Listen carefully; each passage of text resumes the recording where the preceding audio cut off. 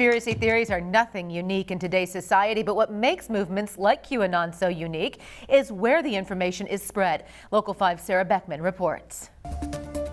Federal unemployment benefits for millions of Americans set to run out this Saturday. LA County seeing an average of 2 people dying of COVID every hour. President Trump is considering increasingly desperate steps to overturn the will of the American people. There goes more gas. There goes more gas. And there's a flashbang. 2020 was a year like no other. A new, unpredictable, deadly virus. People losing their jobs.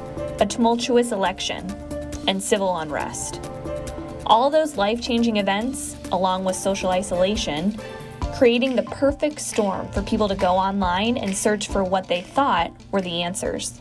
They have mastered the use of social media through memes and messages packaged in such a way to appeal to people's not only grievances, like, for example, they lost their jobs or they're confused about what is happening out there with COVID, but also to appeal to people's interest. That's Sharon Kinsat, a sociology assistant professor at Grinnell College. She's been studying how QAnon leaders use social media to recruit members and spread messages.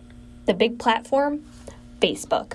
They published a study sometime in March last year where they found out that 64% of those who joined extremist organizations like Proud Boys and those who purvey conspiracy theories, of course, QAnon is like one of them, were attracted based on the recommendations in their Facebook.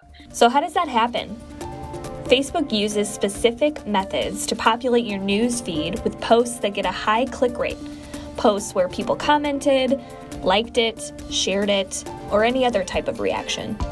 So basically, tech companies have built systems that promote and escalate the spread of, the most shocking, appalling, for far-right hateful messages, rather than content that enable people to pause and reflect and analyze. And it's on these social media sites that people connect, spreading more and more messages. Like-minded groups, right? So there's this like echo chamber, and it's not like messages are just interpreted by people like they're robots. Of course, they have to use their also what we call like lived experience to make sense of what they are reading. Kinsat says it's unlikely conspiracy theory groups like QAnon will fade away anytime soon.